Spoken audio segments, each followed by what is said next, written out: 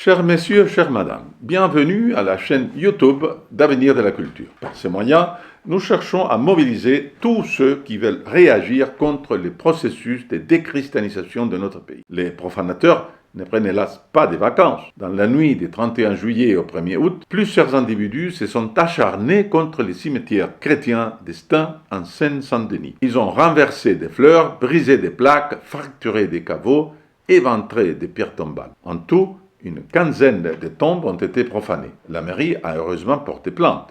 Je cite la déclaration du maire, M. Assedine Taïbi, qui a fait part de son indignation sur Facebook. Au nom de la municipalité, je vais ici exprimer ma colère et dire à quel point je suis choqué de voir de tels actes ignobles, inqualifiables et inadmissibles. Ce n'est pas la première fois que le cimetière d'Estaing est profané.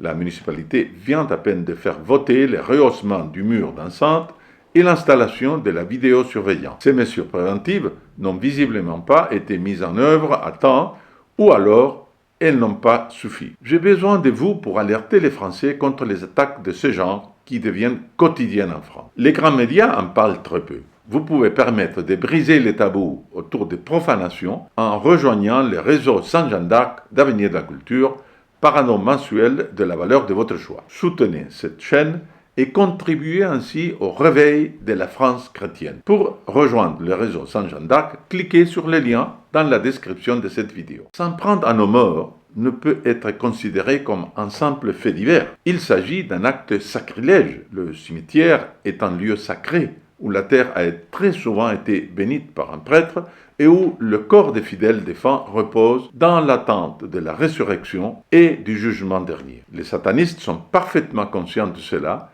et c'est la raison pour laquelle ils s'en prennent régulièrement à nos cimetières. Il ne s'agit pas seulement pour eux d'offenser les familles des défunts, ce qui est déjà très grave et particulièrement cruel, mais de laisser l'empreinte du diable sur un lieu consacré à Dieu. Voilà pourquoi parler des profanations est plus approprié que de parler d'incivilité, comme le font régulièrement les autorités publiques. Malheureusement, vous le savez bien, la République ignore totalement les droits des dieux dont elle nie, dans les faits, l'existence. Les individus qui s'en prennent à nos cimetières sont donc considérés par la justice comme des voyous. Et si ces derniers font référence au diable dans leur motivation, les magistrats les qualifient bien vite de déséquilibrés, ce qui permet, soit dit en passant, de leur faire prescrire un traitement plutôt que de les envoyer en prison. C'est exactement ce qui s'est passé avec le jeune sataniste qui a profané les cimetières de Cognac il y a quelques mois. Jugé coupable, mais non responsable,